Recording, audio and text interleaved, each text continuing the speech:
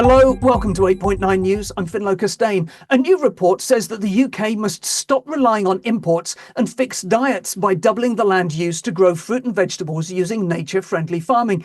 I spoke to report co-author Vicki Hird, the strategic lead for agriculture for the Wildlife Trusts, and I asked her why we need to increase the amount of fruit and veg that we grow in the UK. It's been important for so long. We eat far too little of our own fruit and veg, and it's so critical for our health. The health impacts of not eating fruit and veg are enormous, in the billions to cost to the National Health Service. But then we could also benefit our environment and our farmers if we were eating more of our own fruit and veg here, because they're high value crops. They don't take too much land, and they can be part of a really good agroecological system. So many ways it makes sense to grow more fruit and veg. As well as increasing the amount of fruit and veg, do we also need to change the way that we grow it? Yes. I mean, there's several ways we need to do this. We want all fruit and veg to be grown in agroecological ways, so minimizing the inputs, the chemicals, because we know that's really bad for nature, which is in crisis in the UK. And it can actually lower the cost for farmers as well if they're changing the way they're produced using natural products like natural fertilizer through use of legumes, for instance, in a system, but also using predatory pests for controlling pests and diseases. But it's not easy. Those are big risks for farmers. So we need to have support in that transition for all growers of horticulture crops. But critically, we also need to be thinking about where we're growing the fruit and veg, because in some areas it's doing a lot of damage. When you're talking about the areas that we grow it in, does that mean integrating more fruit and veg with other crops? And also, we've seen an increase in the use of polytunnels. Is that trend likely to continue? What we need to see actually is exactly what you say, integrating fruit and veg into farming across the country. So decentralizing, which is what we put in the report, because that would support lots more enterprises, potentially new farmers.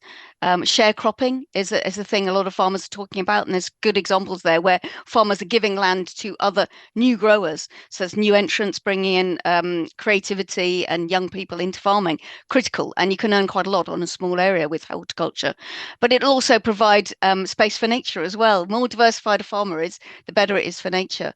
But we also need to get some of the intensive horticulture off our lowland peat for very good reasons, because it's an incredible carbon store, it's incredible for nature. And so there's a lot of need to decentralize and increase fruit and veg everywhere. And it's not, a lot of people will think there's big barriers in terms of the climate, the soil, everything. We used to produce fruit and veg everywhere. Let's do it again, but do it well and have the infrastructure to support that, which is what we talk about in the report. Is it partly about changing people's tastes and attitudes to fruit and veg? I mean, for example, we used to grow a lot more gooseberries than we eat at the Yes. and now we eat a lot of blueberries. Do we need to think about the type of fruit and veg that we're eating? We can produce a lot more blueberries, but it's very difficult to compete with the imports, which are very low cost but are hugely harmful in parts of the world where they've got water stress. We're importing a lot. So we can do both. But yes, it is about us having a different attitude and maybe not expecting everything, like all our apples, to be super sweet, and embracing the sour and the rich varieties that we used to have. But we've been led down a path through marketing and through cheap imports to a very small set of varieties of fruit and veg. And also we've been led into thinking they should look perfect and all be the same size. And though that's creating huge waste problems and huge problems in terms of chemical use. So, it's reinvigorating our attitude to fruit and veg, us eating more, getting more into schools and hospitals, because that's absolutely critical. Children need to be eating far more than they are now for all the very good benefits that can bring. So, yeah, a lot of changing attitudes of the sector and of everybody, all the eaters. The report specifically calls for farmers to be supported through a shift away from farming on peat. To what extent is fruit and veg reliant on peat? And what's currently happening to change this? Well, currently about 22% of our vegetables are grown on lowland peat soils.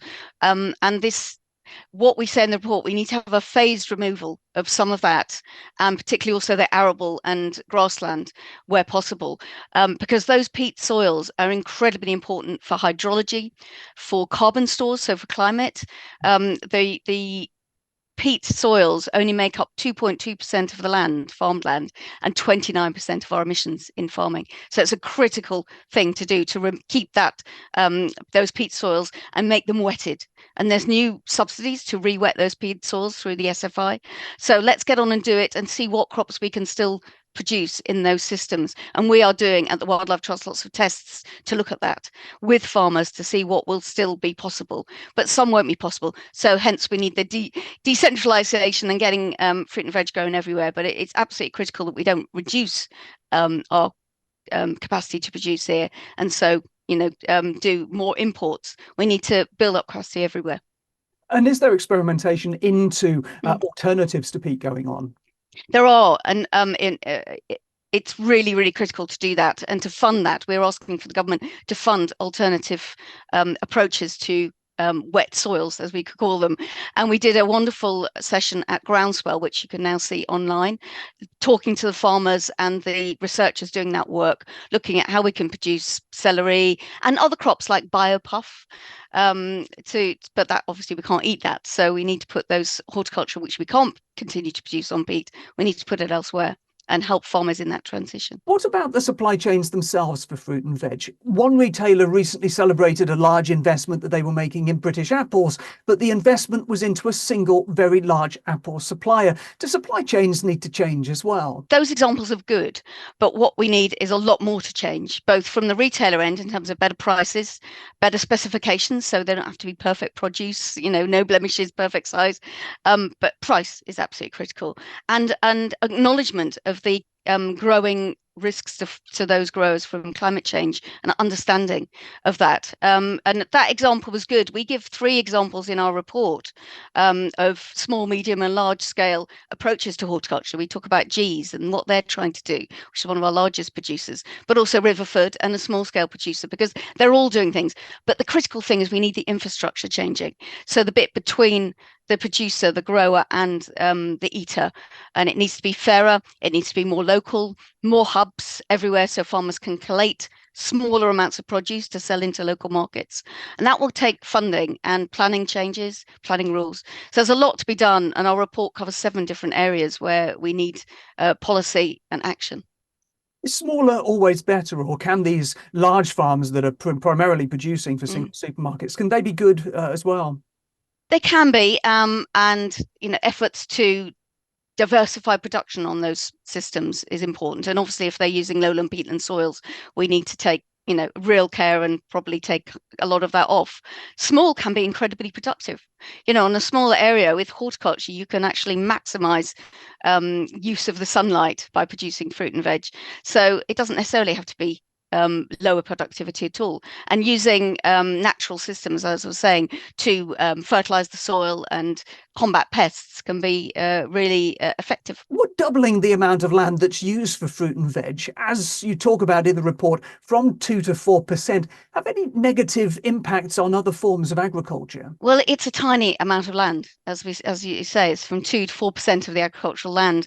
I think it would boost the trend towards more diversification in farming, and give incomes for farmers, which they may be not able to get through current crops, arable, etc. So I think there's real potential there, but it needs investment by government and industry and researchers to see how we can do it best with multi-cropping, intercropping, agroforestry. Big boost area, but that will take time to kick in.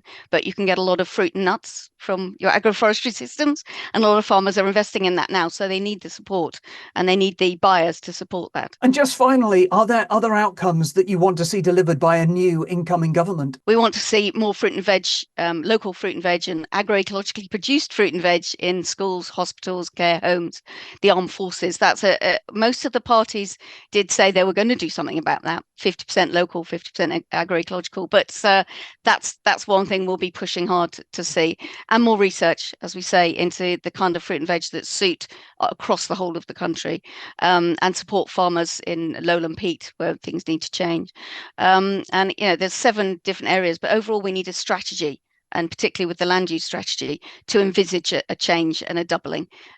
So that's absolutely critical. The new government understands that and sets in place a strategy covering both consumption, the supply chain and production. It needs to be all of it, not just one bit.